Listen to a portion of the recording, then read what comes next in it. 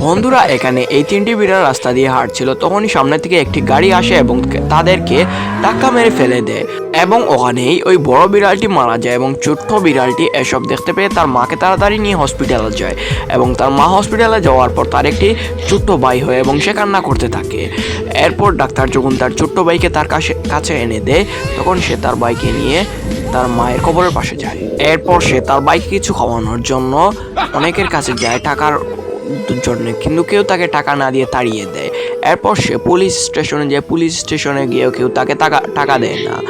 এর জন্য সে কান্না করতে থাকে এবং সে কাজ করার সিদ্ধান্ত নেয়।